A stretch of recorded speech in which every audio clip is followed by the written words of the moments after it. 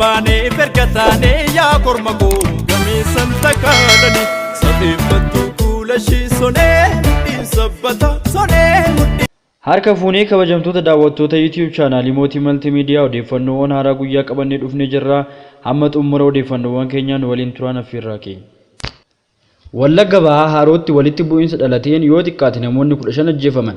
Sanbata darbe akka lakkoofsa Itoophiyaa fulbaana 30 bara 2014 godina Wallagga Bahaa aanaa Kiramuu magaalaa Harootti haleellaa banameen lammiileen nagaa hedduu yoo ajjeefaman kanneen kumaan lakkaa'aman ammoo qe'ee isaanirraa buqqa'uu jiraattonnii fi aangawoonni himan.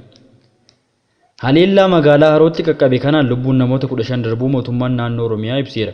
Hoogganaan biiroo dhimmoota kominikeeshinii mootummaa naannoo Oromiyaa obbo Haayiluu Addunyaa BBC'tti akka himanitti haleellaan Harootti mudate gocha ergamoonni TPLF raawwatanidha jedhu. Jiraattonni BBC'n dubbise gama isaaniitiin haleellaa kanaan lakkoofsi namoota du'anii kan mootummaan ibsameen ol akka ta'u dubbatu. Jiraataan magaalaa Haroo obbo Firaa'ol Fayyisaa BBC'tti yoo himan yeroo magaalichaa baqatanitti reeffa namoota 29 ija isaaniitiin akka arganii lakkaa'an himan. Haleellaan kun hidhattoota naannoo Amaaraa irraa dhufaniin raawwatame kan jedhan jiraataan kun haala kamiin haleellichi akka raawwatame himaniiru. Sanbata xiqqaa lola hamaatu duratti baname. Qabeenya kan Oromoo ta'e saamanii makiinaadhaan fe'achaa turan. Kilaashii fidi jedhu lafti kun hanga bishaan hangaaritti kan keenya jedhu mana tokko keessaa nama 9 kan ajjeefametu jira. Isaan kaan mana itti qollofanii biraa deemanii jedhan. Sodaa qaburraa dursee naannicha baheen jiraachaa ture kan jedhan jiraataan kun lolli magaalichatti jalqabnaan haadha warraa isaanii guyyaa tokkoon dura deesse jedhan. Qabatanii bosona keessa guyyaa 2 bulanii miliquu dubbatan. Haleellaa kanaan namoota ajjeefaman ammoo karaa miidiyaa isaaniitiin agarsiisuudhaan Oromootu akkana godhe jechuun deebisanii numa maqaa balleessu jedhe jiraataan kun. Namootni balaa achitti ka'e kanaan du'an garri caalaan mana keessatti gajaadhaan akka ajjeefamanis himu. Lolli suni kaanaan namni humna qabu jalaa baqate baay'inaan maanguddoonni fi ijoollee mana keessatti hafani kan gajaadhaan qalaman. Eessumoonni kiyya akkanatti ajjeefaman haalli ajjeechichaa ture suukanneessadhaa jedhan. Lola kana baqatee kan ba'an jiraataan biraa Asaffaa Ayyaanaa jedhamanis haleellaan Harootti ga'e sabummaa irratti kan xiyyeeffatee fi Oromoota magaalattii keessaa baasuu kan kaayyeffate fakkaata jechuun dubbatan.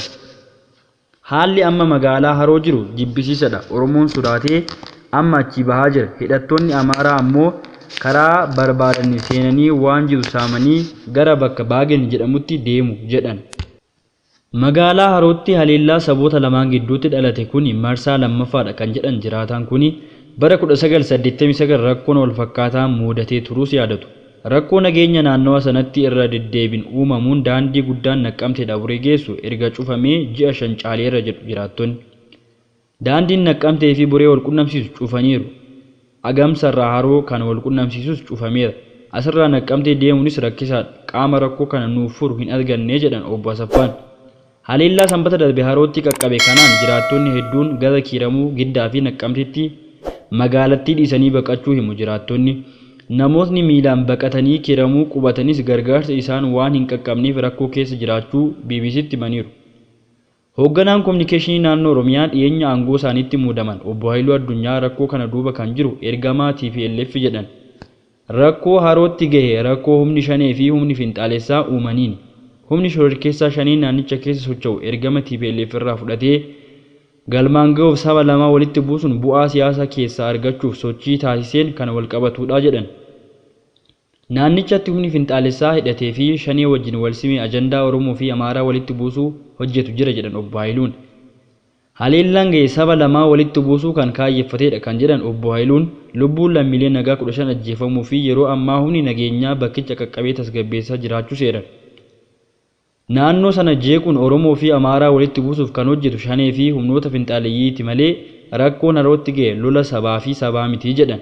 Daandiin Naqqamtee fi Buree wal qunnamsiisu yeroo adda addaatti tarkaanfii shororkeessootaan kan gufataa jiru malee daandichi guutumatti kan cufames miti jedhan aangaan kun.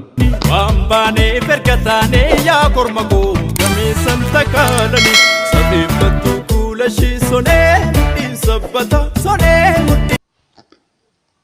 Odoo isaalee baargamaatiin mootummaan Ameerikaa rakkoo namooma kaaba Itoophiyaatti waraana gaggeeffamaa jiru hordofee dhalate wayyeessuuf deeggarsa doolaara miiliyoona 26 dabalataan arjoomuu beeksise. Waraana Tigraay erga eegalame ji'ootni 11 darban ilaalchisee mootummaan Ameerikaa waraanicha akka dhaabbatuu fi mariin akka eegalamu irra deddeebiin gaafachaa jira. Waraanni kun namoota miiliyoona 6.7 ta'an deeggarsa namoomaa akka eegan dirqisiise. Akkasumas kumootni dhiibbaa hedduun fiixee beelarra akka jiraatan sababa ta'eera. Biyyoota dureeyyii Itoophiyaa gama adda addaan deeggaran keessaa adda duree kan taate US erga waraanni kun eegalee doolaara miiliyoona 663 ta'u arjoomuun deeggaruu waajjirri ministeera haajii alaa biyyattii ibsa roobii darbe baaseen beeksiseera. Deeggarsi kun namoota 900,000 fiixee beelarra jiran dabalatee kaaba Itoophiyaatti lammiilee deeggarsa namoomaa eegan hanga miiliyoona 7 ta'an akkasumas namoota 48,000 gara Suudaanitti baqatan gargaaruuf oolas jedheera.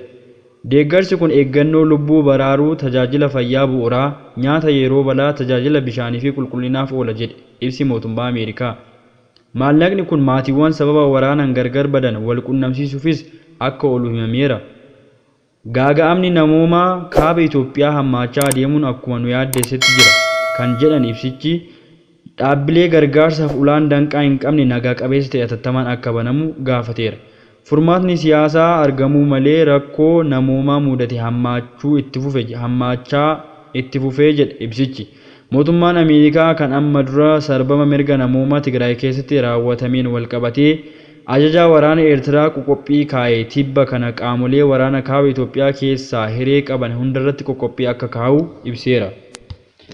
Hordoftoota YouTube chaanalii Mootii Maltiimiidiyaa odeessaaleen keenya guyyaa irraa kan hanga ammaa turanii warreen YouTube chaanalii Mootii Maltiimiidiyaa subscribe gochuun dagatinaa akkasumas YouTube chaanalii Mootii Maltiimiidiyaa share gochuudhaan namoota hunda biraan ga'uu hin dagatinaa hamma qophiilee fi oduuwwan biraatti walitti deebinee nagaan tura. Wambaanee fergataanee yaa korma koo gameessan takaalanii sabeeffattuu kuula shii sonee dhiin sabbata sonee.